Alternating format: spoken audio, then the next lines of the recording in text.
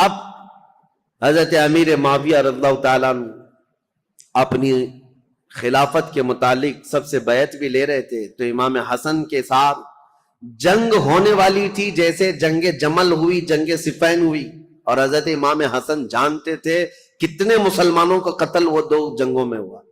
ایک جنگ میں 12,000 اور دوسری جنگ میں 70,000 قتل ہوئے تھے۔ اب یہ خلافت کے چکر میں تیسری جنگ ہو سکتی تھی۔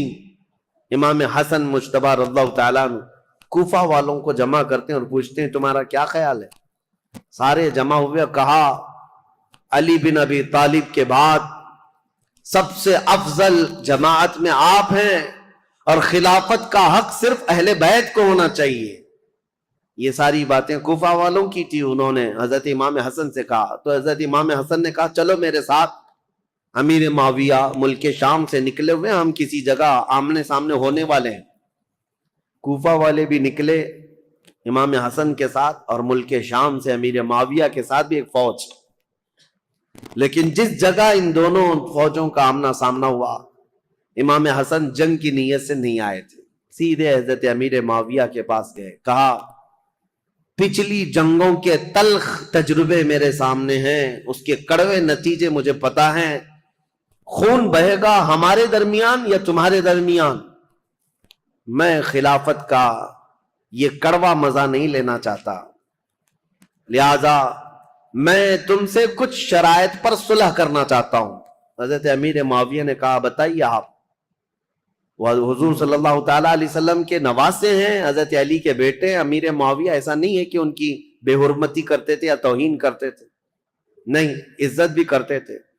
خلافت کا معاملہ ہے تو حضرت امام حسن نے صلح نامہ لکھوایا، شرائط لکھوائے۔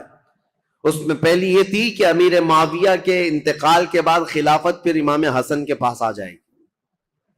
دوسری یہ تھی کہ جو علاقے مدینے کے، مکہ کے جو لوگ حضرت علی کرم اللہ تعالی وجہ الکریم کے حامی ہیں، ان سے کوئی سختی نہیں کی جائے گی، باز پرس نہیں کیا جائے گا، یا جو جنگوں میں تمہارے سامنے آ چکے تھے ان سے کوئی بدلہ نہیں لیا جائے گا، کیونکہ اب آپ خلیفہ بن رہے ہیں، آپ کے خلاف جو جنگیں ہوئی ہیں اس زمانے میں، اب ان کو پکڑ کر کے مارا جائے یا ان کو قید کیا جائے، یہ نہیں ہوگا۔ یہ سب شرطوں میں حضرت امام حسن نے لکھوایا اور کہا کہ اہل حجاز، مکہ مدینے والوں کا اور اہل بیت کا خاص خیال کیا جائے۔ حضرت امیر معاویہ نے ان تمام شرائط کو قبول کر لیا، سب منظور ہے۔ پھر ہر سال 1,00,000 دینار امام حسن مجتبی رضی اللہ تعالیٰ عنہ کو نظر کیے جانے پر یہ صلح منظور ہوئی۔ حضرت امیر معاویہ واپس چلے گئے اور امام حسن بھی اپنی فوج کو لے کر واپس آئے، اور کوفہ میں آپ نے منبر پر کھڑے ہو کر کے اعلان کیا کہ اے لوگوں، میں اس خلافت سے دستبردار ہو گیا جس کے لیے مسلمانوں کا خون بہتا جا رہا ہے۔ میں نے معاویہ بن ابی سفیان کے حوالے اس خلافت کا ذمہ دے دیا ہے۔ یہ اعلان کرنے کے بعد اب پورے خطہ اسلام میں ایک ہی خلیفہ تھا، وہ امیر معاویہ کی ذات۔ امام حسن 6 مہینے تک خلیفہ رہے اور 6 مہینے کے بعد دستبردار ہو گئے۔ اس اعتبار سے خلفائے راشدین میں حضرت امام حسن کا بھی نام آتا ہے۔ وہ 6 مہینے جو بچے تھے وہ خلافت راشدہ کے، اس میں امام حسن نے خلافت کی۔ لیکن ظاہر سی بات ہے، کچھ لوگ چڑھاتے ہیں، کچھ لوگ اتارتے ہیں، یہ ہر زمانے میں رہتے ہیں۔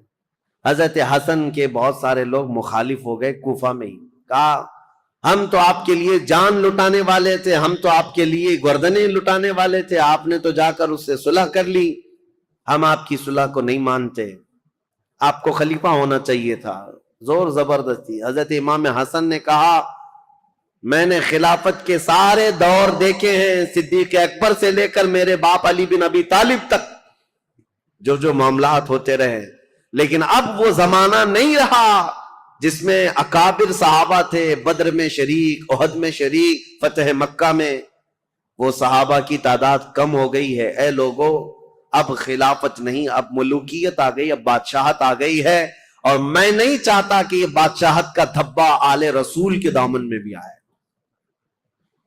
یہ حضرت امام حسن کا اعلان تھا۔ وہ بادشاہت کا داغ نہیں لینا چاہتے تھے، کیونکہ دنیا بات کو یہ نہ کہے کہ رسول اللہ کے شہزادے خلافت راشدہ کے بعد پھر بادشاہ بن گئے. نہیں، میرے آقا صلی اللہ تعالی علیہ وسلم جن شہزادوں کو چوما کرتے تھے ان شہزادوں نے خلافت کو یوں دے دیا. حضرت امیر معاویہ کے جانے کے بعد میرے عزیزو یہ ایک ایسی عظیم صلح تھی پورے اسلامی تاریخ میں جس نے بہت بڑی جنگ کا ناکہ بند کر دیا تھا. ختم ہو گئی، جنگیں ختم ہو گئی. اب یہاں پر ان کی صلح کے بعد رسول مختار صلی اللہ تعالی علیہ وسلم کی وہ حدیث یاد کرو جب میرے آقا نے منبر پر کھڑے ہو کر کے امام حسن مجتبیٰ کے لیے کہا تھا میرا یہ بیٹا سردار ہوگا اور میری امت کی دو بڑی جماعتوں میں صلح کرائے گا. اس مخبر صادق صلی اللہ علیہ وسلم کے فرمان کو امام حسن نے سچ ثابت کر دکھایا. میرے عزیزو، تخت پر بیٹھنا یہ کمال کی بات نہیں، نیچے چل کر کے بادشاہ بننا یہ بہت بڑے کمال کی بات ہے. امام حسن خلافت سے دستبردار تو ہو گئے لیکن لوگوں کے دلوں سے کبھی ان کی محبت کم نہیں ہوئی. لوگوں کے دلوں میں ان کا جذبہ، ان کے لیے احترام کا جذبہ بہت زیادہ تھا. آج بھی میرے عزیزو، میں ایک حیرت کی بات ہے آپ کو بتاؤں، مدینہ طیبہ میں جانے کے بعد ان ظالم نجدیوں نے جنت البقیع کی جتنی قبریں تھی بلڈوزر سے سب کو منہدم کر دیا، صاف کر دیا. پہلے سب کی قبریں تھی، سیدہ کائنات فاطمہ الزہرا کی، سیدنا امام حسن کی وہیں پر مدینہ طیبہ میں، اور امام باقر، امام زین العابدین یہ وہاں پر ہیں، اور کئی ازواج، ساری ازواج مطہرات حضور کی 2 بیویوں کو چھوڑ کر، اور حضور صلی اللہ تعالی علیہ وسلم کے کثیر صحابہ، عثمان ابن عفان، سب وہاں جنت البقیع میں سب کو بلڈوزر سے ختم کر دیا.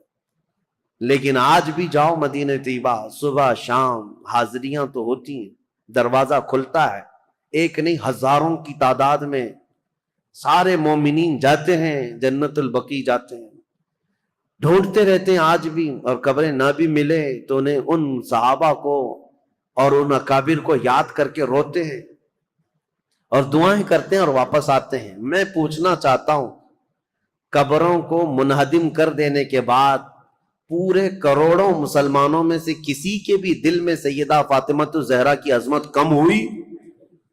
کیا امام حسن مجتبیٰ کی قبر کو ڈھا دینے کے بعد ان کی عظمت کسی کے سینے میں کم ہوئی؟ ان ظالموں کو یہ خبر نہیں، ان کے مقامات و مراتب صرف قبروں سے نہیں ہے. اللہ جسے مقام دیتا ہے وہ صبح قیامت تک عطا کرتا ہے. یہ ہمارے دلوں میں ان کی عظمت ہے. سیدنا امام حسن مجتبیٰ رضی اللہ تعالیٰ عنہ نے خلافت امیر معاویہ کے حوالے کر دیا. چونکہ ہمارا موضوع جو چل رہا ہے وہ تاریخ اسلام ہے تو تاریخ کو لے کر کے چلنا ہے مجھے کربلا تک. کربلا کے واقعات کیسے پیش آئے اب آپ کا ذہن بن گیا ہوگا. جب حضرت عثمان کے زمانے سے اتنے معاملات چل رہے تھے تو پھر کربلا آنے تک کے معاملات کیا کیا ہوئے ہوں گے. اب آپ کا ذہن خود ہی فیصلہ کرے گا کیا کیا ہوئے ہوں گے. ٹھیک ہے، حضرت امیر معاویہ آ گئے، والی شام ہی نہیں بلکہ پوری خلافت اسلامیہ کے آپ امیر بن گئے. اب ظاہر سی بات ہے امیر معاویہ 40 ہجری میں خلیفہ بنے تو ان کا زمانہ خلافت جو ہے 60 سال تک رہا ہے، یعنی تقریباً 60 ہجری تک رہا ہے. 20 سال آپ نے خلافت کی ہے. تو اب ان کی بھی کچھ سیرت آپ کے سامنے رکھنا ضروری ہے. کون ہے امیر معاویہ؟ کون ہے یہ جو اب 20 سال خلافت کیا؟ خلفائے راشدین کے بعد سب سے لمبا دور ان کو ملا ہے اور 22 سال پہلے گورنر رہے. کل 42 سال انہوں نے ملک شام کی رسی پکڑی ہے، باغ ڈور سنبھالا ہے. تو 42 سال تک مسلمانوں پر حکمرانی کرنے والے یہ امیر معاویہ کون ہیں؟ ان کی تاریخ بھی ضروری ہے. لیکن ان کی تاریخ سے پہلے میں امام حسن مجتبیٰ رضی اللہ تعالیٰ عنہ کی خلافت کا دور تو ختم ہوا لیکن آپ کی زندگی پاک موجود تھی. 3 سال تک اور بھی آپ رہے خلافت ختم ہونے کے بعد بھی. اور اس کے بعد حضرت امام حسن کوفہ میں نہیں مدینہ طیبہ میں رہنے لگ گئے. مدینہ طیبہ میں ایک آپ کی عادتیں ہیں، آپ کی خصلتیں بہت ساری اہم ہیں. اس میں تو ایک چیز یہ آپ کثرت سے آپ نے شادیاں کی ہیں اور طلاق بھی دی ہیں. اس کی ایک وجہ یہ بتائی جاتی تھی کہ لوگ حضرت علی جو ہے اعلان کرتے بھی تھے ممبر پر کہ اے لوگوں، کوفہ کے لوگوں، میرے بیٹے حسن کو اپنی بیٹیاں مت دینا، یہ طلاق دے دیتا ہے۔ اس کے باوجود لوگ قبیلہ در قبیلہ آ کر کہتے ہم تو اپنی بیٹیاں دیں گے۔ وجہ یہ ہے کہ لوگ اپنی بیٹیوں کا رشتہ رسول اللہ کے خاندان سے جوڑنا چاہتے تھے کہ نسبت حاصل ہو جائے، اور حضرت امام حسن مجتبی رضی اللہ تعالیٰ عنہ نے صرف نسبت دینے کے لیے شادیاں فرمائیں۔ اخیر زمانے میں جب آپ مدینہ طیبہ میں تھے تو سیدنا حسن ابن علی بن ابی طالب رضی اللہ تعالیٰ عنہ کو زہر دیا گیا۔ پہلے آپ کو دودھ میں کوئی زہر دیا گیا، اور یہ تاریخ میں آپ کو بتاؤں، جیسے ہی آپ کو زہر دیا گیا رات کو ایسا تڑپتے تھے پوری، اور آپ کو جب بے چینی ہوتی، بے قراری ہوتی تو حکیم کو نہیں بلاتے تھے، دوڑ کر کے روضہ رسول کے پاس آتے تھے، نبی کریم صلی اللہ تعالی علیہ وسلم کے روضے کو پکڑ کر کے لپٹ جاتے تھے، اور تھوڑی دیر کے بعد حضرت امام حسن کے منہ سے وہ زہر نکل جاتا یا قے ہو جاتی، اور آپ کو آرام مل جاتا اور آپ اچھے۔ ایک بار ہوا، دو بار ہوا، دوسری مرتبہ بھی زہر دیا گیا۔ اب اس کے بعد پھر آپ روضہ رسول پر آتے تھے اور اللہ کے حبیب صلی اللہ تعالی علیہ وسلم سے استغاثہ کرتے۔ لوگ آج ہم سے یہ سوال کرتے ہیں کہ حضور کے انتقال کے بعد، وفات کے بعد مانگنا حرام ہے؟ ان کے نواسے زہر پینے کے بعد خود رسول اللہ کی بارگاہ میں حاضر ہوتے اور شفا کی امید سے جاتے کہ اگر میرے مصطفیٰ دعا کر دیں تو اللہ تعالیٰ شفا عطا فرمائے گا، اور یہی حسن مجتبی کا عقیدہ ہے جو بریلی کے امام نے دیا تھا۔ کیا ہے؟ بریلی کے امام نے یہ ہمیں بتایا تھا، شافی و نافی ہو تم، وافی و کافی ہو تم، درد کو کر دو دوا، تم پہ کروڑوں درود۔ حضرت حسن مجتبی رضی اللہ تعالیٰ عنہ کو تیسری مرتبہ شربت میں ہیرے کی انی کاٹ کر کے، ٹکڑے کر کے، ہیرا جو ہوتا ہے اس کا جو برادہ ہوتا ہے پاؤڈر، یہ شربت میں ملا کر حضرت امام حسن کو پلایا گیا تھا، اور جیسے ہی یہ پلایا گیا حضرت امام حسن رضی اللہ تعالیٰ عنہ کے پیٹ میں اتنی سخت تکلیف ہوئی کہ پوری انتڑیاں کٹ کٹ کر کے آپ کے منہ سے باہر آ گئی۔ ہیرا اگر کٹا ہوا ہیرا اگر کسی کے پیٹ میں چلا جائے تو وہ پوری انتڑیوں کو اور کلیجے کو سب کو پھاڑ دیتا ہے۔ حضرت حسن مجتبی رضی اللہ تعالیٰ عنہ کو ہیرے کی انی کاٹ کر کے شربت میں ملا کر پلایا گیا، اور انتڑیاں کٹ کر کے جب باہر آتی تھیں اس وقت بھی آپ روضہ رسول کے پاس تھے۔ امام حسین رضی اللہ تعالیٰ عنہ اس وقت آپ کے پاس موجود تھے، اور آپ لپٹ کر کے روتے تھے اور کہتے تھے بھائی جان، آپ کو پتا ہے کس نے آپ کو زہر دیا اور کون یہ کام کر رہا ہے؟ اللہ کے لیے اللہ کا واسطہ دیتا ہوں مجھے بتا دے۔ حضرت امام حسن کیا کہتے اپنے سگے بھائی امام حسین سے؟ کہتے کہ اگر میں بتا دوں جس کے بارے میں مجھے شک ہے، اور اگر وہ نہیں ہوا حقیقت میں، تو بلا وجہ میں کسی ایک شخص کے اوپر تہمت لگانے کے جرم میں قیامت کے دن پکڑا جاؤں گا، اور اگر وہی شخص ہے جس نے مجھے زہر دیا ہے میرے کہنے کے بعد، اگر وہی شخص ہے تو اس کو تو تم قتل کر ڈالو گے، اور شک میں ایک آدمی کا قتل ہمیشہ سر پر بوجھ رہتا ہے، اس لیے میں یہ معاملہ اللہ کے حوالے کرتا ہوں۔ بہت سارے لوگوں نے، شیعہ لوگوں نے تو روایتیں ہی بیان کی ان کی بیوی نے زہر دیا تھا۔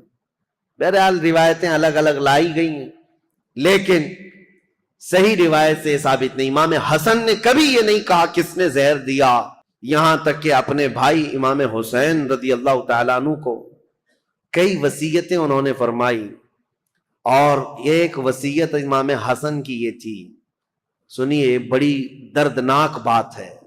اپنے انتقال سے پہلے اپنے بھائی امام حسین سے کہا، میرے چھوٹے بھائی میری ایک خواہش ہے، میرا جب انتقال ہو تو ماں عائشہ صدیقہ کے پاس جائیں اور ان سے اجازت لیں، ان کے حجرے میں جہاں رسول اللہ صلی اللہ تعالی علیہ وسلم دفن ہے، حسن کو بھی جگہ دے دی جائے، میں وہیں دفن ہونا چاہتا ہوں، اور اگر اس مسئلے میں کوئی اختلاف ہو جائے یا کوئی تعرض کرے یا کوئی معاملہ پیش آنے لگ جائے تو پھر تمہارے لیے وصیت ہے کہ میری ماں کے قدموں میں جنت البقیع میں دفن کر دیا جائے۔ امام حسین کو یہ جب وصیت کی، حضرت ابو ہریرہ بھی وہاں تھے، انتقال ہو گیا، آپ کی جنازہ پڑھی گئی، فرمایا گیا کہ اس دن پورے مدینے میں آپ کے جنازے پر اتنی بھیڑ تھی کہ اگر اوپر سے سوئی گرائی جاتی تو زمین پر نہیں گرتی، اتنے لوگوں کا مجمع تھا، پورا مدینہ بھر گیا تھا، بے اختیار لوگوں کی چیخیں نکلی تھی مدینہ طیبہ میں، کیونکہ امام حسن کو مدینہ طیبہ میں بچپن سے لوگوں نے دیکھا تھا۔ اب حضرت امام حسین سیدہ عائشہ صدیقہ کے گھر آئے، ام المومنین اس وقت باحیات تھیں، سیدہ عائشہ صدیقہ رضی اللہ تعالیٰ عنہا سے آ کر کے کہا کہ میرے بھائی کی یہ خواہش تھی کہ رسول اللہ صلی اللہ تعالیٰ علیہ وسلم کے حجرے میں دفن ہو جائیں۔ حضرت عائشہ صدیقہ نے اجازت دے دی، میری طرف سے اجازت ہے، جاؤ۔ رسول اللہ صلی اللہ علیہ وسلم ان سے بے حد پیار کرتے تھے، بہت محبت کرتے تھے، اگر وہ رسول اللہ کے پہلو میں رہیں گے تو یہ ان کا حق ہے۔ امام حسن کے لیے ماں عائشہ صدیقہ نے اجازت دے دی، اور جب امام حسین آئے تو مدینے کا جو گورنر تھا مروان، جس کو گورنری دی گئی تھی، والی مدینہ بنا تھا، حاکم تھا، یہ آیا اور تلوار نکال کر کھڑا ہو گیا، کہا کہ جب یہاں پر عثمان بن عفان نہیں دفن ہوئے تو پھر میں علی کے بیٹے کو بھی یہاں دفن ہونے نہیں دے سکتا۔ تلوار نکل گئے، حضرت امام حسین نے بھی تلوار نکالی تھی اس وقت کہ نہیں، طاقت کے زور پر ہی صحیح میرے بھائی حسن کا یہ حق ہے، وہ رسول اللہ کے قدموں میں دفن ہوں گے۔ لیکن جب یہ جنگ ہونے جیسی نوبت آئی تو حضرت امیر معاویہ، حضرت ابو ہریرہ رضی اللہ تعالیٰ عنہ جو کثرت سے رسول اللہ کی حدیثوں کے راوی ہیں، وہ اس وقت امام حسین کے پاس آئے اور کہا، پہلے تو انہوں نے مروان کو اتنی ڈانٹ لگائی اور کہا تو ظلم کی تلوار اپنے ہاتھ میں پکڑا ہے، تجھے پتا ہے کس کے متعلق یہ بات کی جا رہی ہے؟ رسول اللہ کے نواسے ہیں، جن کے گھر سے پوری دنیا میں شریعت نکلی ہے، جن کے گھر بے اجازت جبرائیل نہیں آتے تھے، تجھے پتا ہے؟ اور اس کے بعد جب وہ سر پھرا شخص مروان جنگ پر آمادہ تھا تو حضرت ابو ہریرہ نے امام حسین کو یہ سمجھایا، کہا کیا آپ کو اپنے بڑے بھائی کی یہ وصیت یاد نہیں؟ امام حسن نے یہ بھی وصیت کی تھی کہ اگر میرے جنازے پر اختلاف ہوا، کسی نے تعرض کیا تو زور زبردستی اور طاقت کا استعمال نہ کرنا، میری ماں کے قدموں میں جنت البقیع میں دفن کرنا۔ امام حسین کو جیسی انہوں نے یہ وصیت یاد دلائی، حضرت امام حسین پیچھے ہٹ گئے، اور پھر امام حسن کا جنازہ مبارکہ جنت البقیع میں لایا گیا، اور سیدہ فاطمہ الزہرا رضی اللہ تعالی عنہا کے قدموں میں حضرت امام حسن ہمیشہ کے لیے دفن ہو گئے۔ یہ تاریخ رسول کریم صلی اللہ تعالی علیہ وسلم کے ایک شہزادے کی ہے۔ اب دور تھا امیر معاویہ کا، 40 ہجری کے بعد جو دور ہوا ہے، امیر معاویہ یہ ابو سفیان کے بیٹے ہیں۔ ابو سفیان یہ بھی صحابی ہیں، امیر معاویہ کی ماں ہندہ ہے۔ معاملہ ایسا ہے، لیکن ایک بات یاد رکھیں، یہ رسول اللہ کے صحابہ ہیں، کبھی بھی ان کے متعلق بدگمانی نہ پالنا۔ پہلے کے حالات بہت مختلف رہے ہیں، بہت الگ رہے ہیں۔ یہ ابو سفیان وہی ہیں جو جنگ بدر میں رسول اللہ کے مقابل میں آئے تھے، پورا مکہ لے کر کے، اور جنگ احد میں بھی حضور کے مقابل میں رہے، جنگ خندق میں بھی مقابل میں رہے، کئی جنگوں میں حضور صلی اللہ تعالی علیہ وسلم کے آمنے سامنے آئے۔ اس وقت امیر معاویہ بھی ان کے ساتھ ہی رہے، لیکن یہ پورا گھرانہ امیر معاویہ سے لے کر ابو سفیان اور ہندہ سارے لوگ جس دن مکہ فتح ہوا 7 ہجری، اس دن رسول اللہ صلی اللہ علیہ وسلم کے دامن سے وابستہ ہوئے، ایمان لائے۔ اس سے پہلے ایمان لائے ہوئے نہیں تھے، لیکن حضور کا یہ فرمان ہمیشہ یاد رکھنا، میرے آقا نے منبر پر کھڑے ہو کر کے اعلان فرمایا ہے، جو اسلام لاتا ہے، اسلام لانا اس سے پہلے کے سارے کاموں کو ختم کر دیتا ہے۔ کفر کیا، شرک کیا، گناہ کیا، جو کچھ بھی کیا تھا، لیکن اسلام لانے کے بعد پہلی والی چیزوں کا مواخذہ نہیں کیا جائے گا۔ اسلام ساری چیزوں کو مٹا دیتا ہے جو اسلام لاتا ہے، یہ فرمان ہمیشہ یاد رکھیں۔ تو صحابہ کو ان کے پرانے واقعات یاد دلا کر کے کبھی تان و تشنی کا نشانہ نہیں بنانا۔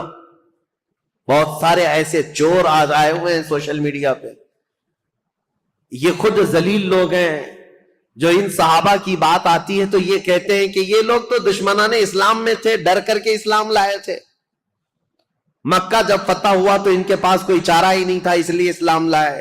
ظالموں، تمہیں کیا خبر کون کس لیے اسلام لایا؟ ایک بات میں آپ کو بتاؤں، حضرت اسامہ بن زید رسول اللہ صلی اللہ علیہ وسلم کے بہت چہیتے صحابی ہیں، حضرت زید بن حارثہ کے بیٹے اسامہ بن زید، یہ اکثر رسول اللہ کے گھر میں بے تکلف آیا جایا کرتے تھے۔ ایک جنگ میں رسول اللہ نے انہیں بھیجا تھا، کفار و مشرکین سے مقابلہ کرتے کرتے پہاڑیوں سے کچھ لوگ اتر رہے تھے، حضرت اسامہ کے ہاتھ ایک آدمی آ گیا اور حضرت اسامہ نے اس پر تلوار تان لی، سامنے والے نے پڑھا لا الہ الا اللہ محمد رسول اللہ، اس کے باوجود اسامہ بن زید نے اس کو قتل کر دیا۔ کہا ابھی میرے ہاتھ میں آیا ہے اور کلمہ پڑھ رہا ہے، تلوار اٹھایا ہوں یہ دیکھ کر کلمہ پڑھ رہا ہے۔ لیکن جو صحابہ تھے ان کو یہ بات بری لگی، حضور صلی اللہ تعالی علیہ وسلم کے پاس آئے اور اس مسئلے کو رکھا، کہا یا رسول اللہ صلی اللہ علیہ وسلم، آپ کا فرمان تو ہے کہ جب کوئی کلمہ طیبہ پڑھتا ہو تو اس کے خلاف تلوار نہیں اٹھا سکتے، لیکن اسامہ بن زید نے آج ایک ایسے شخص کو قتل کر دیا جو کلمہ پڑھ رہا تھا سامنے۔ اسامہ بن زید کو حضور نے بلایا، یہ صحیح حدیث پاک ہے، مسلم شریف میں بھی ہے۔ نبی کریم صلی اللہ تعالی علیہ وسلم نے پوچھا ہے اسامہ کیا تم نے ایسا کیا ہے؟ اسامہ بن زید نے کہا یا رسول اللہ وہ تو ڈر کے مارے کلمہ پڑھ رہا تھا، میں نے جب تلوار اٹھائی تب وہ کلمہ پڑھ رہا تھا۔ حضور اتنے جلال میں آئے اور کھڑے ہو گئے اور کہا اے اسامہ، کیا تو نے اس کا دل چیر کر کے دیکھا تھا کہ وہ ڈر کر کے پڑھ رہا تھا کہ اللہ کے لیے پڑھ رہا تھا؟ زندگی بھر حضرت اسامہ بن زید کو اس بات کی شرمندگی تھی، قلق تھا، ملال تھا۔ یاد رکھو میرے عزیزو، جب اتنی بات کے لیے رسول کریم صلی اللہ تعالی علیہ وسلم نے ڈانٹ لگائی تھی، پھر اب یہ جو سوشل میڈیا میں بھونکتے ہیں کہ امیر معاویہ، ابو سفیان، ہندا، یہ سب تو ڈر کر کے اسلام لائے تھے، فتح مکہ کے دن ان کے پاس کوئی چارہ نہیں تھا، تو کس کے بارے میں بتاؤ گے؟ اگر پرانے واقعات نکالو گے تو ابو جہل کے بیٹے اکرمہ رضی اللہ تعالیٰ عنہ یہ بھی ایمان لائے ہیں، صحابی ہیں، باپ ابو جہل ہے۔ اور اگر اسی طرح پرانے معاملات لاؤ گے تو خالد بن ولید کے بارے میں کیا کہو گے، جنہوں نے مسلمانوں کی جیتی ہوئی جنگ کا پانسا پلٹ دیا تھا احد کے میدان میں۔ جنگ احد جو ہو رہی تھی اس میں مسلمان غالب آ گئے تھے، کفار و مشرکین کے دانت کھٹے کر کے ان کو بھگا دیا تھا، لیکن خالد بن ولید نے 200 لشکریوں کو پیچھے سے لا کر کے ایسا حملہ کیا تھا صحابہ پر جب یہ ایمان لائے ہوئے نہیں تھے، اور ایسا حملہ کیا تھا کہ 70 مسلمان شہید ہوئے ہیں جنگ احد میں۔ وہ خالد بن ولید نے پوری جنگ کا پانسا پلٹ دیا تھا، تو کیا آپ بلیم ان پر کرو گے؟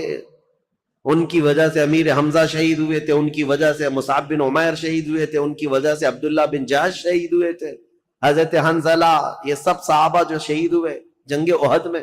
نہیں میرے عزیزوں، جو کچھ بھی ہوا ہے یہ حالات کے تقاضوں کے ساتھ بڑھتا گیا، لیکن جب کبھی کسی نے ایمان قبول کر لیا، جو کوئی اسلام سے وابستہ ہو گیا، اس کے پرانے حالات نہیں یاد دلائے جاتے، بلکہ ان کے لیے اتنا ہی کافی ہے کہ وہ ایمان کی حالت میں میرے رسول اللہ کا دیدار کر لیا ہے۔ یہ مقام قیامت تک اب کسی کو ملنے والا نہیں ہے۔ حضرت ابو سفیان رضی اللہ تعالیٰ عنہ، یہ اگرچہ جنگوں میں حضور کے خلاف آتے رہے، لیکن فتح مکہ کے بعد جب اسلام لائے تو دل کے ساتھ، عقیدت کے ساتھ اور یقین کے ساتھ ایمان لائے ہوئے صحابہ میں سے۔ اور ان کے بیٹے حضرت امیر معاویہ۔ اب امیر معاویہ کی پیدائش کا معاملہ میں بتاتا ہوں۔ ان کی ماں ہندا، یہ بھی صحابیاں ہیں، لیکن یہ وہی ہندا ہیں جنہوں نے احد کے میدان میں حضرت امیر حمزہ کا کلیجہ چبایا تھا۔ دیکھیے حالات کو اگر آپ بتائیں گے تو معاملات بہت سارے ہوئے ہیں، کیونکہ اس وقت جنگیں چل رہی تھیں، اور امیر حمزہ کا کلیجہ انہوں نے اس لیے چبایا تھا کہ ہندا کے باپ کا امیر حمزہ نے بدر میں مارا تھا، ہندا کے بھائی کو قتل کیا تھا، تو جس کے گھر میں یہ سب معاملات چل رہے ہوں، جنگوں کا تقاضا تھا اس وقت، لیکن بعد میں وہ ایمان لائیں اور صحابیت کا شرف بھی حاصل کیا۔ جو عورتوں میں صحابیات ہیں ان میں حضرت ہندا کا بھی مقام ہے۔ بات یہ تھی کہ ہندا کے باپ ربیعہ یہ ہندا کی شادی فاقیہ نام کے ایک شخص سے کی تھی. فاقیہ بڑا امیر آدمی تھا، مکہ کا رہنے والا، اور وہ ایک مرتبہ اپنے بیوی ہندا کے ساتھ بیٹھا ہوا تھا، اور اس وقت جتنے شاعر آتے تھے دور دراز سے وہ فاقیہ کے پاس آتے، وہ سب کو پیسے بہت لٹاتا تھا. تو تھوڑی دیر کے لیے وہ کسی کام سے نکل کر باہر گیا، ہندا اکیلی بیٹھی تھی جھوپڑی میں. تو ایک کوئی اجنبی شاعر آیا، اور جیسی وہ خیمے کے پاس آیا، اندر دیکھا عورت اکیلی ہے، تو دروازہ پردہ گرا کر وہ واپس چلا گیا کہ ہندا اکیلی ہے، شوہر نہیں ہے، فاقیہ موجود نہیں. اسی اسنا میں وہ شاعر جا رہا تھا، فاقیہ اندر آ رہا تھا. فاقیہ نے آتے ہی پوچھنا شروع کر دیا، اس مرد سے تیرا کیا تعلق ہے؟ اس اجنبی آدمی نے تیرے ساتھ اکیلے میں کیوں ملاقات کی؟ وہ اتنا شکی مزاج تھا کہ اس نے ہندا کا جینا تنگ کر دیا، بہت سخت شست کیا، اور اس کے بعد ہندا روتی ہوئی اپنے باپ کے پاس آ گئی. تو جو ہندا کا باپ ہے ربیعہ، اس نے کہا کہ سچ سچ بتا ہوا کیا تھا؟ تو ہندا نے کہا جو اس وقت ان کے خداؤں کی قسمیں وہ کھاتی تھی سب کھائی. کہا کہ میرا دامن پاک ہے، میں نہ اس آدمی کو جانتی ہوں نہ پہچانتی ہوں، مجھے تو یہ پتا بھی نہیں کوئی آیا تھا، یہ تو میرے شوہر نے بتایا کہ کوئی آ کر کے بھی گیا ہے یہاں پر. ہندا نے یہ سب باتیں کی. اب معاملہ یہاں تک پہنچا کہ ہندا کے باپ نے یہ کہا کہ اس مسئلے کو ہم، ایک مشہور کاہن تھا، عیسائی کاہن جو ہوتے ہیں جوتش جس طرح کے، ان کے پاس جا کر کے اس مسئلے کو رکھیں گے. یمن کا رہنے والا ایک جوتش ہے جو باتیں بھوشمانی کرتا ہے، اس کے سامنے یہ مسئلے کو رکھیں گے اور جو حقیقت ہوگی وہ کھل کر کے آئے گی. ہندا نے کہا ٹھیک ہے چلتے ہیں. فاقیہ سے کہا گیا تو وہ بھی چلنے کو تیار تھا. وہ اپنے ساتھ خاندان کو لے لیا، فاقیہ کو، اور ہندا کی سہیلیاں اور اس کا باپ، یہ سارے لوگ نکل پڑے یمن. اور جیسے یمن پہنچے تو ہندا کے جسم میں پیلا پنانے لگ گیا اور وہ ڈر کے مارے کانپنے لگ گئی. ہندا، باپ نے کہا تو چور ہوگی پھر، یا تو ڈر رہی ہے. جیسے ہی ہم کاہن کے پاس آئے تو ڈرنے لگ گئی. کہا میں ڈر نہیں رہی ہوں اس بات سے کہ میں گناہگار ہوں، میں ڈر رہی ہوں اس بات سے کہ یہ اٹکل پچو مارنے والے جوتش لوگ، اگر اس کا بتایا ہوا کبھی غلط نکل گیا، میں تو ویسے گنہگار نہیں ہوں لیکن اس کا کہا ہوا سچ ہے، یہ کیسے 100% یقین ہوگا؟ اگر اس نے غلطی سے کہہ دیا کہ میں نے کوئی غلط کیا ہے تو پورے عرب میں میری بدنامی ہوگی اور ہمیشہ کے لیے میرا نام زانیوں میں شمار ہو جائے گا، اس لیے میں ڈر رہی ہوں. یعنی مکہ کے جاہل لوگ تھے، مکہ کے بت پرست تھے، جیسے بھی تھے، لیکن ان کو اس بات کا بھی یقین تھا کہ جوتش لوگ اٹکل پچو مارتے ہیں. وہ بتوں کی پوجا کرنے والے بھی جانتے تھے کہ یہ پورا پکا نہیں بولتے. مجھے حیرت ہوتی ہے جاہل مسلمان کیسے طوطے والے بابا کے پاس جا کے بیٹھتے، طوطا نکال رہا ہے اور اس کا بھوش بتا رہا ہے، اور خود کا پتہ نہیں ہے، برج پر بیٹھا ہوا ہے، سڑک پر بیٹھا ہوا ہے، اور پالا ہوا ایک طوطا چٹیاں نکال کر. بڑے شوق سے لوگ اپنا مستقبل، اپنا فیوچر پوچھ رہے ہوتے ہیں. اور حیرت کی بات ہے طوطا بھی بتا رہا ہے اور کچھ لوگ اپنا ہاتھ لے جا کر کے بتا رہے ہیں، لکیر دیکھو اور بتاؤ ہمارا فیوچر کیسا ہے. لکیریں دیکھ کر کے بتانے والے. میرے عزیزو، اللہ تبارک و تعالیٰ نے تمہارے سامنے پورا قرآن رکھا ہے، دین اسلام کی مضبوطیاں ہیں. میرے آقا نے فرمایا جو کسی کاہن کے پاس اپنا ہاتھ لے کر گیا، حضور نے فرمایا فقد کفر بما انزل محمد، اس نے محمد کا انکار کر دیا. جو کچھ رسول اللہ پر اترا ہے اس کا اس نے انکار کر دیا. تمہارا یہ شیوا نہیں ہے کہ تم مسلمان اور جوتشوں کے پاس جاؤ اور اپنے گھر بنانے کے لیے واستو پرکار کا خیال کرتے رہو. یہ سب چیزیں جو توہمات ہیں یہ تمہارے حصے کی نہیں ہے، تمہاری نہیں ہے. بہرحال ہندا جب یہ کہتی ہے اپنے باپ سے کہ یہ اٹکل پچو مارے گا کچھ بھی، اور میرے بارے میں اگر کہہ دیا کہ یہ زنا کر چکی ہے تو میرا تو بیڑا غرق ہو جائے گا، تو اس کے باپ نے کہا میں ایسی ڈائریکٹ تھوڑی نہ جاؤں گا اس کے پاس، میں پہلے اس کا ٹیسٹ لوں گا کہ وہ صحیح ہے یا نہیں ہے. اس کے لیے ہندا کے باپ نے ایک تدبیر لی، گھوڑے کے دم کے نیچے ایک پھل کا دانہ چھپا کر کے رکھا اور اپنے اپنے پاس ایک ڈبیا رکھی اور اس میں بھی ایک چیز چھپا کر کے رکھی، اور جاتے ساتھ وہ جو کاہن تھا اس کے پاس دونوں جماعتیں گئی، اور جانے کے بعد ہندا کے باپ نے کہا جوتش صاحب، کاہن صاحب، ہم آپ کے پاس ایک مسئلہ لے کر آئے، لیکن اس سے پہلے ہم آپ کو آزمانا چاہتے ہیں کہ تم کہاں تک پہنچے ہوئے ہو، ہم کچھ کر کے لائے ہوئے ہیں اپنے ساتھ، وہ کیا ہے بتاؤ۔ اس جوتش نے کہا کہ تم جہاں آنے سے پہلے اپنے جانور کی پونچھ کے نیچے ایک دانہ دبا کر کے آئے ہو۔ اس نے صحیح بات کہی۔ کاہن جو ہوتے ہیں جوتش، ان کو شیطان کچھ خبریں دیتا ہے، اور اس کے بعد جب اس نے صحیح بات بتائی، اس وقت کے کاہن یہ سب بتاتے تھے ستارہ دیکھ کر کے، تو ہندا کے باپ نے کہا دیکھو ہم نے جو ٹیسٹ لینا تھا وہ اس میں پکا نکلا ہے۔ اس کے بعد کہا اس جوتش سے کہ اب یہ بتاؤ ہم کیا مسئلہ لے کر کے یہاں پر آئے ہیں، اس میں ایک عورت کے بارے میں یہ الزام ہے کہ اس نے زنا کیا ہے اجنبی مرد سے۔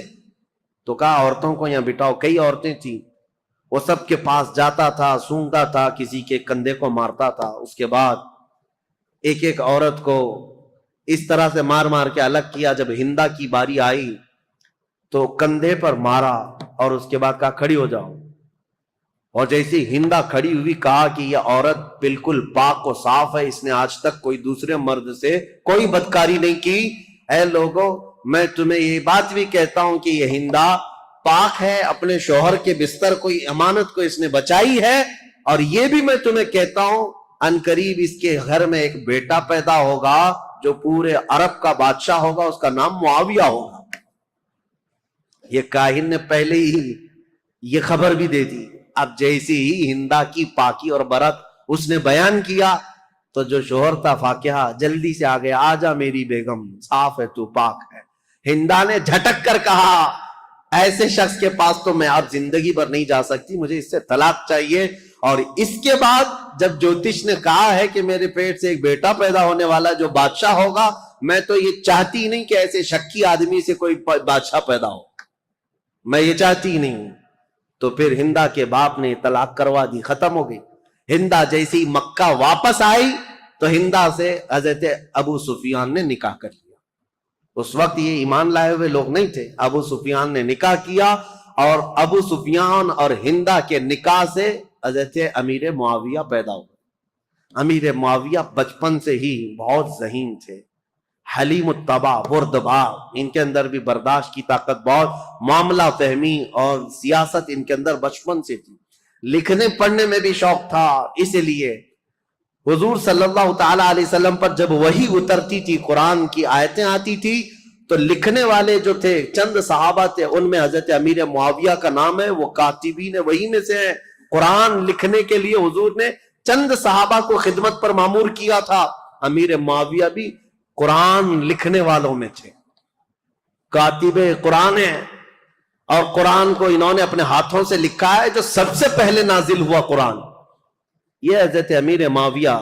لیکن مسئلہ یہ ہے کہ یہ 7 ہجری میں ایمان لائے اور 11 ہجری میں حضور کی وفات ہوئی۔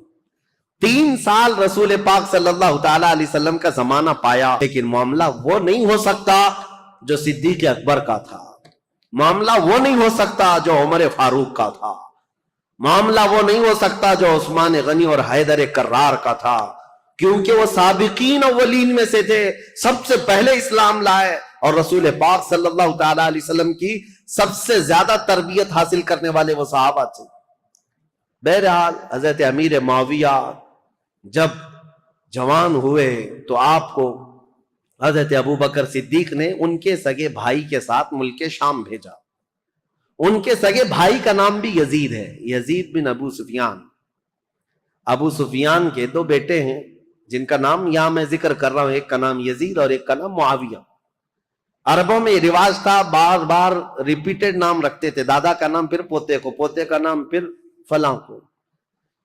تو یزید بن ابی سفیان یہ بڑے بھائی تھے، حضرت ابو بکر صدیق نے ان کی مہارت کی وجہ سے ان کو ملک شام میں دمشق بھیجا تھا، اور انہوں نے اپنی مہارت سے جب حضرت خالد بن ولید نے ملک شام کو فتح کیا تھا تو یزید بن ابو سفیان وہاں کے گورنر مقرر ہوئے۔ ان کے انتقال کے بعد امیر معاویہ وہاں ساتھ گئے تھے، تو حضرت ابو بکر صدیق کے زمانے میں ہی ان کا انتقال ہوا، ان کے بڑے بھائی کا. تو حضرت عمر کا زمانہ جسٹ آ ہی رہا تھا.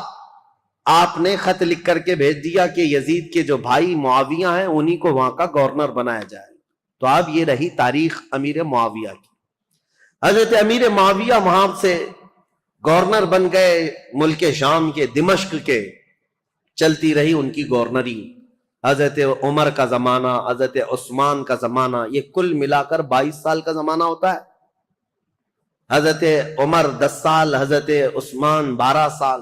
حضرت عمر کے کچھ زمانے کے بعد وہ خلیفہ گورنر بنے تھے. بہرحال تو جب حضرت امیر معاویہ کو اتنی بڑی وہاں کی مہارت تھی، تجربہ حاصل تھا گورنری کا، ملک شام کی نس نس کو جانتے تھے.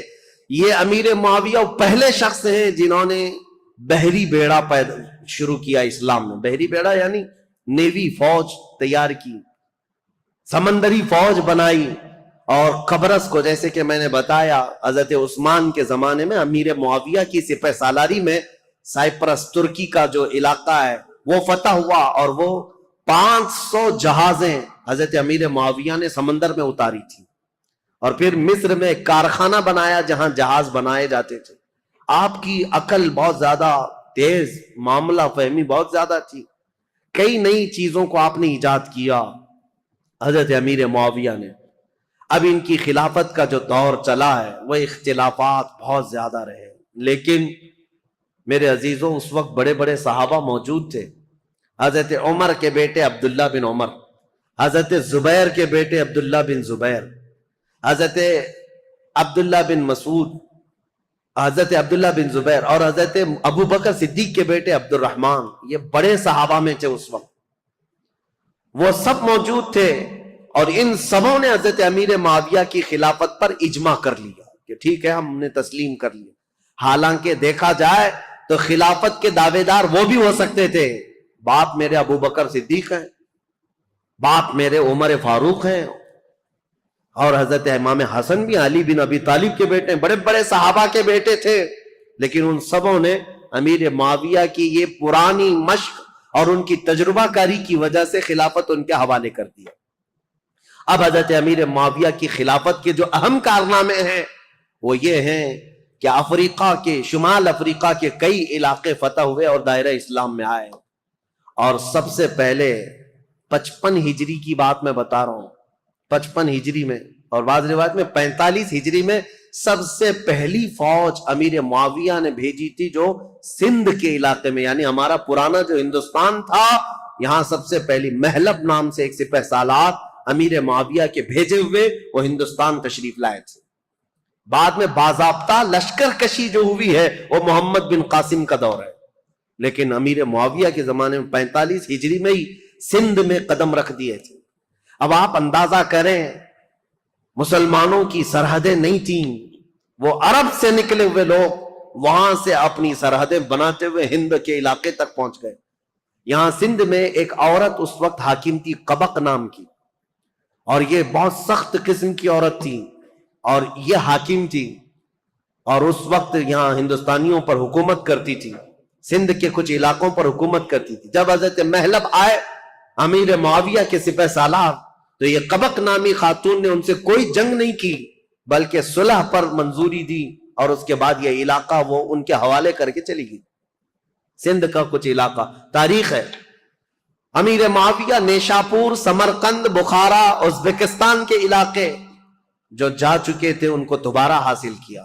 ملک شام کے کئی علاقوں میں جو بغاوت پھیلی تھی اس بغاوت کو ٹھنڈا کیا، پھر ان علاقوں میں مضبوطی قائم کی. عراق کے وہ علاقے جو حضرت علی کے زمانے میں اور ان کے زمانے میں جنگوں کی وجہ سے اختلافات کے شکار ہو گئے تھے، حضرت امیر معاویہ نے ان سب جنگوں کو ٹھنڈا کر دیا. بردباری ایسی تھی، سیاست ایسی تھی امیر معاویہ کی، انہوں نے اپنے 3 بڑے مشیر ایڈوائزر بنائے تھے.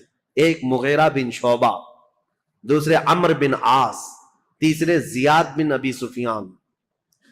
یہ حیرت کی بات میں آپ کو بتاؤں، حیرت کی بات کہ سگا بھائی ہے زیاد بن ابی سفیان، امیر معاویہ کے سگے بھائی ہیں، زیاد نام ہے. یہ سخت دشمنی کرتے تھے امیر معاویہ سے اور بہت کٹر حامی تھے مولا علی کے. ایک گھر میں حضرت علی بن ابی طالب کے سخت حامی تھے اور امیر معاویہ سے سخت دور. لیکن حضرت علی رضی اللہ تعالیٰ عنہ کی وفات کے بعد امیر معاویہ نے اپنی عقل اور دانائی سے ان کو قائل کر لیا اور واپس ان کو بلا لیا اور بصرہ کا انہیں گورنر بنایا. یہ زیاد بن ابی سفیان ایسے آدمی ہیں جن کے بارے میں کہا جاتا ہے کہ اگر یہ پہاڑوں کو بھی کہہ دے تو وہ فرما بردار ہو جائیں. اتنی عقل کے ساتھ وہ معاملات چلاتے. جانوروں کو بھی اگر کہہ دے تو سیدھے لائن میں کھڑے ہو جائیں. زیاد بن ابی سفیان یہ کون تھے؟ امیر معاویہ کے بھائی تھے اور ان کو انہوں نے اپنا ایڈوائزر بنایا ہوا تھا. اور عمرو بن عاص جنہوں نے پورا مصر فتح کیا، صحابی رسول ہیں، عمر میں بہت بڑے ہیں، لیکن مشورہ لینے کے لیے عرب کہتے تھے عمرو بن عاص کے پاس جاؤ. تو امیر معاویہ نے ان کو بنایا تھا. ظاہر سی بات ہے آپ نے دیکھا وہ جنگ صفین میں کیا کیا. حضرت عمرو بن عاص نے بعد میں اعلان نہیں کر دیا تھا کہ میں اپنے فریق کو معزول نہیں کرتا. عمرو بن عاص امیر معاویہ کے مشیر خاص تھے. تیسرے تھے مغیرہ بن شعبہ، یہ بھی صحابی رسول ہیں لیکن ایسے زیرک تھے. یہ بھی پورے کوفہ کو کنٹرول کرنے میں اور پورے عراق کو کنٹرول کرنے میں ان کا بڑا ہاتھ تھا. مغیرہ بن شعبہ، یہ تین ایڈوائزر ایسے تھے جو امیر معاویہ کے شانہ بشانہ رہتے. ان تینوں مشیروں سے یہ اپنی پوری حکومت کے سرحدیں کہاں تک پھیلا چکے تھے. بیٹھے تھے دمشق میں اور حکومت کی سرحد ان کی ہندوستان تک تھی. ایران بھی تھا، عراق بھی تھا، مصر بھی تھا، یمن بھی تھا، شام بھی تھا، پورا آج کے دور کا عرب تھا، حجاز نجد، اور پھر اس کے علاوہ آرمینیا، آذربائیجان، ترکی، یہ سب علاقے. اتنا ہونے کے بعد پھر افریقہ کے ساحلی علاقے پورے کے پورے امیر معاویہ کی زیر نگرانی تھی. یہ اتنا بڑا خطہ ہے، میں آپ کو کہوں تو یہ بیجا نہ ہوگا کہ خلافت راشدہ کے ختم ہونے کے بعد امیر معاویہ وہ تنہا خلیفہ یا حاکم ہیں جنہوں نے ایک وقت میں 3 بر اعظموں پر اپنی حکومت جاری کی. 3 انٹر کانٹیننٹل، افریقہ، یورپ اور پھر ایشیا کا تو تھا ہی حصہ. ان سب علاقوں میں اسلام کی سرحدیں پھیلائی. اب حضرت امیر معاویہ رضی اللہ تعالیٰ عنہ کے جو اہم کارنامے تھے، اسلام کی وسعت ہوتی رہی، لیکن جو جنگوں کو انہوں نے ٹھنڈا کیا وہ ایسے ٹھنڈا کیا تھا. کہتے ہیں کہ کوفہ شہر میں مغیرہ بن شعبہ حاکم تھے. ایسا حال تھا کہ اگر راستے میں کسی کا ایک سکہ گر جائے تو کوئی دوسرا آدمی اٹھاتا نہیں تھا جب تک وہ سکے کا آدمی خود نہیں آ جاتا تھا. کوئی دوسرا آدمی چھوتا تک نہیں تھا. اور عورتیں اپنے گھر کا دروازہ بند کیے بغیر رات کو سوتی تھیں. کسی کو ڈر نہیں تھا کہ کوئی گھر میں آ جائے. یہ نظام اتنا ٹائٹ بنا کر کے رکھا تھا. امیر معاویہ کا ڈر تھا لوگوں کے اندر. خلافت کو اپنی طاقت سے، اپنی زور سے انہوں نے ہانک کر کے، یہاں تک کہ جو بربر قوم کے لوگ تھے افریقہ کے جنگلات میں رہنے والے، وہ ایسی وحشی قوم تھی کہ وہ تھوڑا سا اگر ان کے سامنے سے کوئی ہٹ گیا تو پھر وہ خبط سوار ہو جاتا تھا اور جنگلی جانوروں کی طرح جھپٹ پڑتے تھے. ایسی قوم کے لیے امیر معاویہ نے ایک پوری فوجی چھاونی ان کے ہاں قائم کر دی، جس کا سپہ سالار عقبہ بن نافع کو بنایا. وہ ہمیشہ ان کے اوپر سوار رہتے تھے بربر قوم پر، اور وہ ہمیشہ ان کی فرما بردار رہتی تھی. اور کئی ایسے ہیں نیو سٹی ٹاؤن شپ کا پلان سب سے پہلے اس دنیا میں حضرت امیر معاویہ نے قائم کیا. پورا ایک شہر بسایا. جیسے افریقہ میں ایک شہر بسایا قیروان نام سے، اور وہ پورا مرکز اسلام بن گیا بعد میں. ایسے کئی ان کی ایجادات ہیں امیر معاویہ رضی اللہ تعالیٰ عنہ. بحری بیڑے پیدا کرنا، فوج کو ترتیب کے ساتھ، الگ الگ مقدموں کے ساتھ، الگ الگ ٹکڑیوں کے ساتھ، نام کے ساتھ بنانا. اور سب سے پہلے یہ پوسٹ آفس کا جو سسٹم ہوتا ہے، ڈاک کا، یہ امیر معاویہ کے زمانے میں قائم ہوا، جس کا نام انہوں نے برید رکھا کہ سرکاری خط بہت جلد ادھر سے ادھر جا سکے. اس کے لیے انہوں نے منزلیں رکھی. ایک گھوڑا یہاں سے وہاں تک جائے گا، دوسرا گھوڑا وہاں سے وہاں تک جائے گا. لیٹر پہنچانے کے لیے سب سے تیز کام ہو امیر معاویہ کے زمانے میں ہوا۔ خط و کتابت بہت تیزی سے جاتی تھی اور خبریں بہت تیز پھیلتی تھیں، اور امیر معاویہ رضی اللہ تعالیٰ عنہ نے لوگوں کو ایک چاند پر جمع کیا۔ یہ سارے ان کے اولیات میں سے ان کے خصائل ہیں، ان کی بہت ساری چیزیں ہیں، لیکن اب آؤ امن ایسا قائم کیا 20 سال میں مسلمانوں کی جنگیں نہیں۔ ظاہر سی بات ہے میرے عزیزوں، امیر معاویہ کا ایک جملہ میں آپ کو سناتا ہوں، یہ ضروری ہے۔ امیر معاویہ رضی اللہ تعالیٰ عنہ کے پاس ایک جملہ میں آپ کو سناتا ہوں۔ ان کا جو مشیر خاص ہے زیاد بن ابی سفیان، وہ بصرہ میں تھے، اس نے ایک شخص کے ساتھ کچھ معاملہ کیا تھا، اور وہ شخص شکایت لے کر کے سیدھے امیر معاویہ کے پاس آئے۔ امیر معاویہ نے دسترخوان بچھایا، کھانا کھلایا اور اس کے ساتھ اچھا معاملہ کیا۔ یہ بات زیاد بن ابی سفیان کو پتہ چلی کہ یہ تو خلیفہ اسلام کے پاس چلا گیا تھا، تو وہ آیا اور حضرت امیر معاویہ کے پاس کہا ایسے تو معاملات خراب ہو جائیں گے، میں نے اس کے ساتھ باز پرس کی ہے اور آپ یہاں پر اس کے ساتھ نرمی کر رہے ہیں، حمایت کر رہے ہیں۔ اب حضرت امیر معاویہ نے کہا تھا ایک بات یاد رکھو، ترازو کے دونوں پلے ایک طرح نہ رہنے چاہیے، بلکہ میں نرمی کرتا رہوں اور تو سختی کرتا رہے، اسی سے جماعت میں انتشار سے محفوظ رہے گی۔ اور ان کو سختی کرنے کا حکم تھا، حضرت امیر معاویہ گلے لگاتے تھے، ان کی سیاست تھی۔ اور پھر یہ فرماتے تھے، ان کا یہ جملہ کہ جہاں میرا کوڑا کام کر جاتا ہے میں وہاں تلوار نہیں اٹھاتا، اور جہاں زبان کام کرتی ہے وہاں کوڑا نہیں اٹھاتا، اور جہاں یہ سب کام نہیں کرتے ان کی گردنوں پر تلوار رکھ دیتا ہوں۔ یہ امیر معاویہ کی سیاسیات میں سے تھے۔ حتیٰ کہ اب میں ان معاملات کو رکھ دیتا ہوں چونکہ یہ ضروری ہے، جو افواہ پھیلانے والے، دیکھیں میں اتنی دیر تک تقریر کیا اور حضرت امیر معاویہ پر اتنی دیر بولنا، یہ بہت احتیاط کے ساتھ بولنے کی ضرورت ہوتی ہے، کیونکہ جنگوں کا دور، اختلافات کا دور۔ ہاں ہوئے ہیں معاملات، جو نااہل تھے وہ حضرت علی کو گالیاں دیتے تھے ممبر پر بیٹھ کر کے، سب وہ شتم کرتے تھے۔ خود میں نے بتایا مروان بن حکم جو مدینے کا گورنر تھا، وہ حضرت علی کی شان میں برا بھلا کہتا تھا۔ اور ایسا نہیں ہے کہ یہ لوگ سب وہ شتم کرتے تھے، گالیاں دیتے تھے، ایسا نہیں۔ کوفہ والے جو لوگ تھے وہ امیر معاویہ کو گالیاں دیتے تھے، یہ سب تو چلتا رہا۔ ایک صحابی حجر بن عدی جو حضرت علی کے کٹر حامی تھے، ان کا قتل ہو گیا اسی بات پر۔ وہ حضرت امیر معاویہ کو اور مغیرہ بن شعبہ کو بہت سخت جملے کہتے تھے کہ تم لوگ نااہل لوگ خلافت میں آ گئے، رسول اللہ کے گھر والوں کی یہ خلافت ہے۔ اس بات پر حضرت امیر معاویہ ان کو نذرانے بھیجتے تھے، ان کو تحفے دیتے تھے۔ مغیرہ بن شعبہ بھی ان کے وظیفے بڑھا دیتے تھے، حالانکہ ان کے سخت جملے سنتے تھے حجر بن عدی کے، لیکن جو نااہل بعد میں۔ ایک بار مغیرہ بن شعبہ کوفہ سے باہر گئے تھے اور کسی دوسرے شخص کو گورنر بنا کر گئے تھے، اور حجر بن عدی جو صحابی، یہ حجر بن عدی کون ہے بتاؤں میں آپ کو؟ حجر بن عدی انٹرنیٹ پر سرچ کر کے دیکھ لینا۔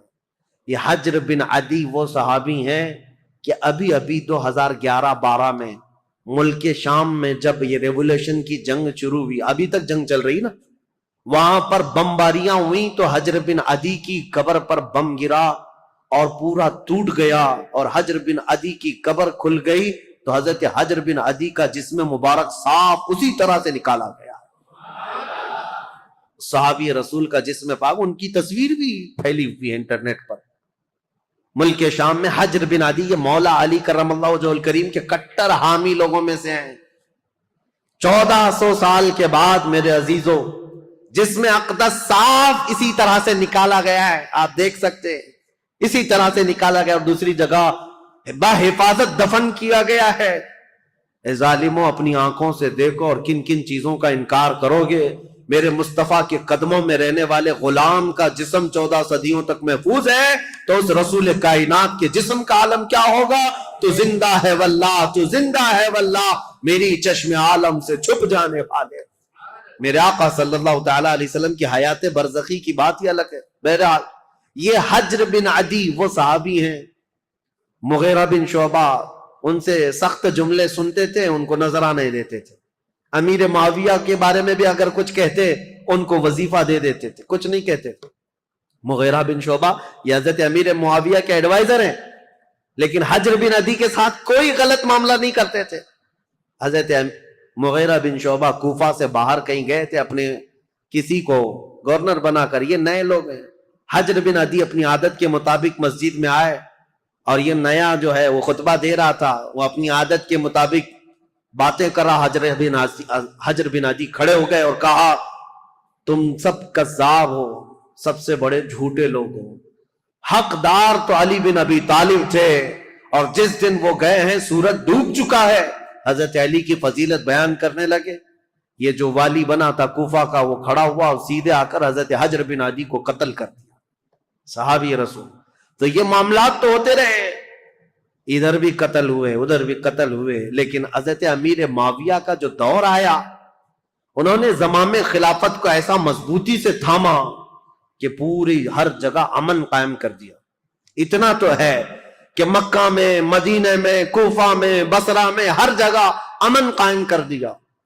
لیکن وہ اخیر زمانہ ان کا، ظاہر سی بات ہے ان کی عمر جب 80 سال کے قریب تھی، 80 سال کے قریب ان کی عمر ہوئی، اب ان کے حالات جو سخت تاریخ کے لیے بدلاؤ کے ہیں وہ ایک ہی ہے۔ پھر بھی میں ادب کے دائرے میں عرض کرتا ہوں، حضرت امیر معاویہ کو بعض لوگوں نے آ کر مشورہ دیا کہ آپ کا دور ختم ہونے والا ہے، اب حالات ویسے نہیں ہونے چاہیے جب حضرت عمر کے انتقال کے بعد ہوئے، حضرت عثمان کے قتل کے بعد ہوئے۔ خلافت کے لیے لوگوں میں الگ الگ معاملات نہ ہو جائیں، اختلاف نہ ہو جائے، اس لیے آپ اپنی زندگی میں ہی کسی کو اعلان کر دیجئے میرے بعد یہ خلیفہ ہے۔ مسلمانوں کو ویسے بھی خلیفہ کی بات ماننا ضروری ہے، آپ کی بات سب لوگ مان لیں گے۔ امیر معاویہ رضی اللہ تعالیٰ عنہ کو جب یہ لوگوں نے آ کر کہا تو حضرت امیر معاویہ نے پوچھا کہ اچھا ٹھیک ہے، یہ ان کی بیماری کا وقت تھا، کہا بتاؤ میں کس کا اعلان کروں۔ چاپلوس لوگ تھے، چاپلوسی کرتے ہوئے کہا کہ آپ کے گھر میں یہ خلافت زیب دیتی ہے، آپ کا بیٹا یزید ہے، اس کو آپ خلیفہ کا اعلان کر دیجئے۔ یہاں سے اب تاریخ بدل جاتی ہے، اسلامی تاریخ یہاں آ کر کے بہت سخت ہو گئی ہے۔ امیر معاویہ نے پہلے تو انکار کر دیا، کہا نہیں، کیونکہ یزید کے شب و روز اور اس کے دن بھر کی جو مشغولیات ہیں وہ سب کو پتا تھے۔ نا اہل آدمی دن بھر کبوتر بازی کرتا تھا اور کبھی چھپ چھپا کر کے بندروں کو کھیل میں لگاتا تھا اور خوش ہو کر کے ہنستا تھا۔ اس کے الگ الگ معاملات تھے، اس کے شراب پینے کی بھی باتیں ہیں، لیکن امیر معاویہ سے چھپ کر کرتا رہا یا ان کے دور میں کم کرتا رہا۔ حضرت امیر معاویہ نے منع کر دیا، لیکن پھر کچھ بڑے بڑے لوگ بھی آئے، کہا کہ یہ بات صحیح ہے کہ مسلمانوں میں ایک بہت بڑی جنگ ہوگی اب خلیفہ کے انتخاب کے لیے، کیونکہ حضرت امام حسن سے جو صلح ہوئی تھی وہ تو اس بات پر ہوئی تھی نا، امیر معاویہ کے بعد خلافت امام حسن کو جائے گی، لیکن امام حسن تو شہید ہو گئے، اب کون ہے؟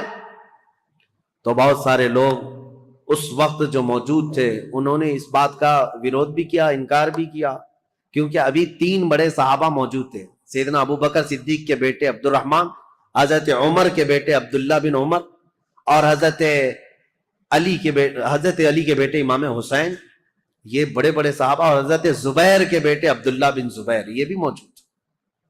تو ایک صحابی آئے حضرت امیر معاویہ کے پاس، احنف بن قیس، انہوں نے کہا کیا ہی اچھا ہوگا کہ آپ اعلان کر دیں عبداللہ بن عمر کے نام پر، ان سے افضل کوئی نہیں ہے، کیونکہ وہ بڑے صحابی ہیں، رسول اللہ کا زمانہ پائے ہوئے۔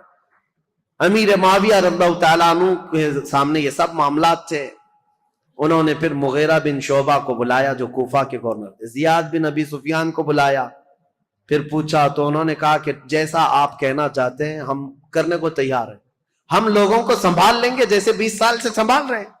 تو امیر معاویہ نے خط لکھ دیا سب کے نام پر کہ میری زندگی آخر دور کو پہنچ چکی ہے، اے مسلمانوں میں اپنی زندگی میں اعلان کرتا ہوں میرے بعد میرا بیٹا یزید بن معاویہ تخت خلافت کا جانشین ہے۔ مغیرہ بن شعبہ لے کر کے گئے، انہوں نے تو نافذ کر دیا، زیاد بن ابی سفیان جو تھے انہوں نے بھی نافذ کر دیا۔ اب مدینے کا مسئلہ تھا، مدینے میں مروان تھا، مروان کو لکھ کر کے بھیجا گیا، لیکن اس میں نام نہیں لکھا گیا۔ پہلے خط میں یہ لکھا گیا کہ امیر معاویہ یہ چاہتے ہیں مسلمانوں میں جنگ نہ ہو، اس لیے اپنی زندگی میں کسی کے خلیفہ ہونے کا اعلان کرنا چاہتے ہیں۔ مروان نے سارے بڑے صحابہ کو بھی بلایا جو موجود تھے، سب سے یہ مشورہ لیا کہ خلیفہ وقت امیر معاویہ کا یہ کہنا، ان کی رائے یہ ہے۔ سبوں نے کہا اچھا ہی ہوگا، پھر ایک نئے خلیفہ کو چننے کے لیے لڑائیاں ہوں گی، امیر معاویہ اگر اعلان کریں گے تو کسی اچھے کا کریں، کیونکہ نام نہیں تھا اس وقت۔ سب مدینے والے اس بات پر راضی ہو گئے، ٹھیک ہے۔ اس کے بعد امیر معاویہ کو جب یہ خبر پہنچی کہ سب معاملہ ٹھیک ہے، راضی ہیں، تو دوسرے خط میں انہوں نے بھیجا کہ ہاں میں اعلان کرتا ہوں کہ میرا بیٹا یزید تخت خلافت کا جانشین ہوگا۔ یہ خط جیسی آیا، مروان نے اب جن لوگوں کو بلایا اس میں بہت سارے لوگ تھے، تابعین اور صحابہ۔ اس نے کہا امیر معاویہ نے اپنے بیٹے کے خلافت کا اعلان کیا ہے۔ سب سے پہلے اب مروان نے جو بات کہی یہ کہی تھی، رسول اللہ صلی اللہ تعالی علیہ وسلم کی سنت پر اور ابو بکر اور عمر رضی اللہ تعالیٰ عنہ کی سنت پر امیر معاویہ اپنے بیٹے کو خلیفہ کا اعلان کر رہے ہیں۔ تو حضرت عبد الرحمن کھڑے ہو گئے، عبد الرحمن بن ابو بکر، کہا جھوٹ بول رہے ہو، یہ کہو رسول اللہ کی سنت اور ابو بکر و عمر کی سنت نہیں، عیسائی بادشاہ ہرقل اور عظیم الروم کی سنت پر، کہ ان کے ہاں ایک بادشاہ مرتا ہے تو بیٹا خلیفہ بنتا ہے۔ اسلام میں ایسا نہیں، تم جھوٹ بول رہے ہو۔ ابو بکر اور عمر کی سنت ہوتی تو ابو بکر نے اپنے بیٹے کو خلیفہ نہیں بنایا، عمر نے اپنے بیٹے کو خلیفہ نہیں بنایا، بلکہ ان خلفاء نے اپنے خاندان کو خلافت سے دور رکھا رضوان اللہ علیہ مجمعین۔ حضرت عبد الرحمن بن ابو بکر کھڑے ہو گئے، پھر حضرت عبداللہ بن عمر اور عبداللہ بن زبیر، یہ دو بڑے صحابہ تھے، ان سے پوچھا گیا تو انہوں نے کہا ہم نے یہ سوچا تھا کہ امیر معاویہ اس معاملے میں اچھا کریں گے، خیر خواہی کا ان کے ساتھ ہمارا معاملہ تھا، لیکن ہم ان کی خلافت کو صرف اس لیے تسلیم کیے ہوئے تھے 20 سال سے امیر معاویہ کی کہ ہم جنگیں دیکھ چکے تھے، مسلمانوں کا خون نہ بہے، ورنہ امیر معاویہ سے افضل صحابہ بھی موجود تھے خلافت کے وقت، لیکن ہم نے ان کو تسلیم کیا۔ تو اس کا مطلب یہ نہیں ہے کہ اب امیر معاویہ کے خاندان میں بھی یہ چلتا رہ جائے صحابہ میں سے۔ اب آئی بات امام حسین کی۔ امام حسین رضی اللہ تعالیٰ عنہ اس وقت مدینے میں موجود تھے، آپ کے پاس یہ بات آئی تو آپ نے بھی اس کا رد کر دیا۔ یہ معاملات ابھی چل رہے تھے اور زمانہ تاریخ ہجری کا 60ویں ہجری کو پہنچا تھا، رسول کریم صلی اللہ تعالی علیہ وسلم کی وفات کو 50 سال گزر چکے تھے۔ امیر معاویہ ایک دن بیماری کی حالت میں اس دار فانی کو کوچ کر گئے، انتقال ہو گیا، خلافت کا معاملہ لٹک گیا، اور اس طرح کہ انہوں نے آلریڈی اعلان تو کر دیا تھا، آدھا اعلان، اور سب کو متی نہیں بنا لیے، سب کے ساتھ منظوری نہیں ہوئی، اس لیے خلافت کا معاملہ لٹکا ہوا تھا۔ ظاہر سی بات ہے خلیفہ برحق اس وقت ہوگا جب سارے لوگ ایک ساتھ بیعت کر لیتے۔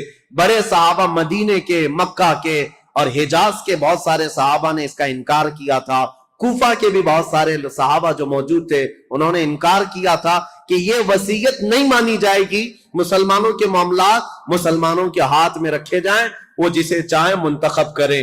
ان معاملات پر آ کر اب تاریخ رک گئی ہے۔ اب یہاں سے امیر معاویہ کے انتقال کے بعد جو اصل مسئلے شروع ہوتے ہیں، دوسرے دن یزید کو بیٹھنا ہے اور پھر وہ کربلا کی داستان شروع ہوتی ہے۔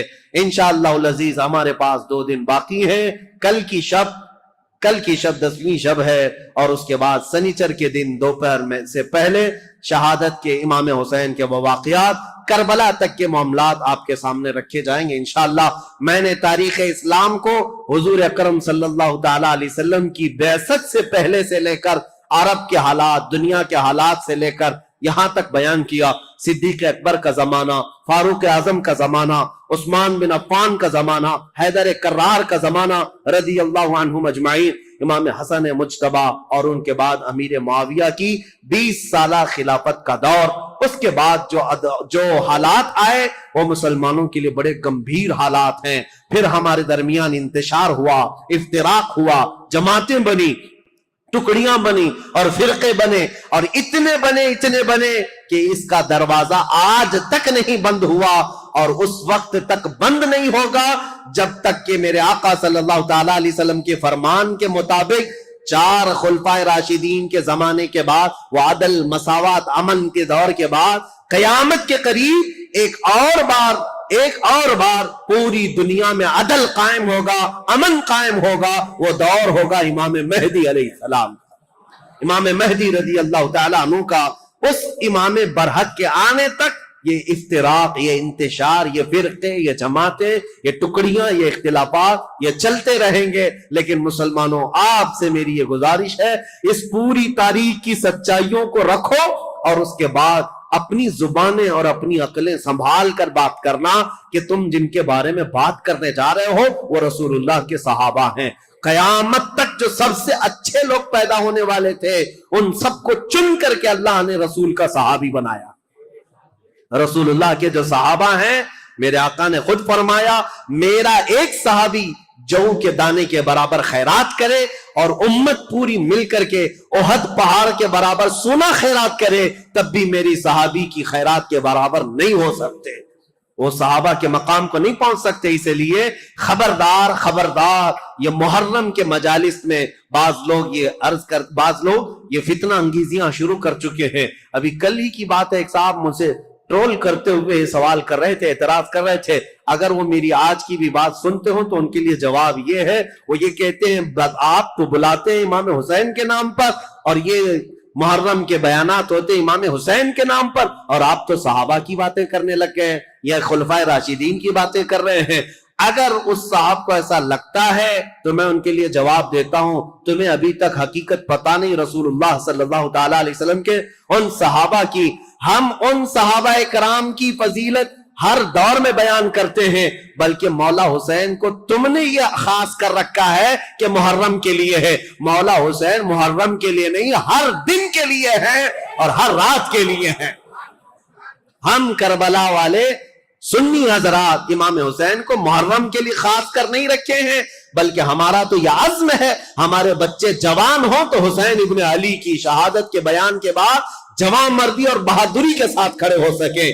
ہم کہانیاں نہیں بیان کرتے۔ ایک بات یاد رکھو، بچپن میں جب سے میں بولنے لگا ہوں، ابھی تو یہ زمانہ بہت ہو گیا، میری عمر 13 سال کی تھی جب سے میں تقریر کر رہا ہوں، میری عمر 14 سال کی عمر سے محرم کے بیانات میں کر رہا ہوں۔ میری تو ابھی داڑھی بھی نہیں تھی، مونچھیں بھی نہیں تھی، اس وقت سے کربلا کی داستانیں ہر طرح سے بیان کیا، لیکن میں نے ایک بات کا عزم کر لیا، کربلا کی داستان رونے دھونے اور ماتم کرنے اور پیٹنے کے لیے نہیں ہے، بلکہ حسین کی شہادت ہم اس لیے سناتے ہیں کہ بجھے ہوئے دل ہو، 80 سال کا بوڑھا ہو تو 25 سال کا جوان بن جائے اس کے اندر سے۔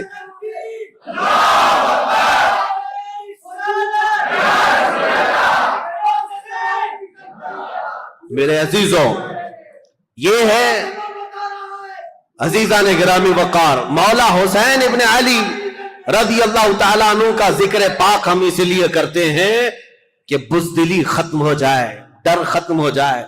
میرے 2 منٹ کی اس گفتگو میں لوگوں کو جوانی آ سکتی ہے، تو حسین ابن علی کا پورا تذکرہ اگر پڑھ لو تو کیا جوانی نہیں آئے؟ میرے عزیزوں، حقیقت یہی ہے کہ ہم نے کربلا کی داستانیں سنی ہیں تو رونا دھونا تو اپنی جگہ پر، غم ہے ہمیں حسین کا، اور یہ غم ہماری موت تک ختم نہیں ہو سکتا۔ لیکن غم کا مطلب یہ نہیں ہے کہ ہم دنیا کو یہ دکھائیں کہ ہم صرف رونے والی قوم ہیں۔ ہاں، حسین ابن علی رضی اللہ تعالیٰ عنہ کے شہادت کا غم ہے تو دنیا کو ہم یہ بھی بتائیں کہ اس حسین نے ہمیں جواں مردی، استقلال اور استقامت بھی سکھایا ہے، کہ ہمیشہ اپنی طرف نظر کرتے ہوئے یہ مت دیکھنا کہ میری جماعت میں 22 لوگ ہیں، 70 لوگ ہیں، 80 لوگ ہیں، بلکہ حسین کا یہ پیغام ہے، کوانٹیٹی نہیں دیکھی جائے گی، کوالٹی دیکھی جائے گی۔ چاہے بلکہ اپنے ہر بیٹے کو میدان میں اتارا، 6 مہینے کے بچے کو بھی لے کر کے آ گئے، اور مولا رب العالمین کی بارگاہ میں اس کی شہادت پر یہ نہیں کہا میں مظلوم مارا گیا، میرا بیٹا مارا گیا، بلکہ رب العالمین کی بارگاہ میں اس حسین نے یہ عرض کیا تھا پورے مسلمانوں کو پیغام دیتے ہوئے، اے اللہ، دین اسلام پر آنے والی مصیبتوں پر میرے 6 ماہ کے بچے کی قربانی بھی قبول فرما۔ قبول فرما رب العالمین کی بارگاہ میں۔ اسی لیے عزیزان گرامی وقار، ہماری اب یہ جو کربلا کی تاریخ شروع ہوتی ہے وہ امیر معاویہ کے انتقال کے بعد اب ملک شام کے جو حالات بدلے، دمشق کے حالات بدلے، کوفہ کے حالات بدلے، مدینہ طیبہ کے حالات بدلے۔ یہاں عبداللہ بن زبیر مکہ میں تھے، عبداللہ بن عمر مدینہ میں تھے، ان سب صحابہ کے درمیان جو ایک کشمکش چل رہی تھی، اب اگلا دور کس کا ہوگا، اب کیسے ہوگا، ان حالات میں جو حالات برے ہوئے صحابہ کے ساتھ، اب وہ تاریخ کی کڑوی باتیں بھی کل ہمیں سننے کے لیے جگر رکھنا ہے۔ اللہ کریم ہماری تاریخ کی سچائیوں میں آنے والے جو برے واقعات ہیں ان سے قوم مسلم کو عبرت لینے کی توفیق عطا فرمائے۔ رب العالمین ہمیں ہر یزیدی فتنے سے محفوظ فرمائے، جو اسلام اور بانی اسلام کی طرف انگلی اٹھائے، رب العالمین تو اس ظالم گستاخ کو کیفر کردار تک پہنچا، اور مولا کریم اسلام کے اس کھیتی کو، اس باغیچے کو خزاں پہنچنے سے اس کو لہلہاتا ہوا سرسبز و شاداب فرما دے۔ اور زمانے کو پھر سے ہے ضرورت حسین کی، اور ہر دور میں جو یزیدی فتنہ آتا ہے اس دور کو ختم کرنے کے لیے مولا تیری بارگاہ میں اس محرم کے مجالس میں ہم یہ دعا کرتے ہیں، ہمارے مجمع میں، ہمارے جلسوں میں، ہمارے محلے میں اب فاطمہ کا بیٹا حسین تو نہیں آ سکتا، مولا حسین کی چھاؤں میں پلنے والا کوئی جوان قائد ہمیں عطا فرما، غلام حسین عطا فرما۔ رب العالمین ہم سب مسلمانوں کو کھوئی ہوئی عزت اور وقار عطا فرما۔ وآخر دعوانا ان الحمدللہ رب العالمین۔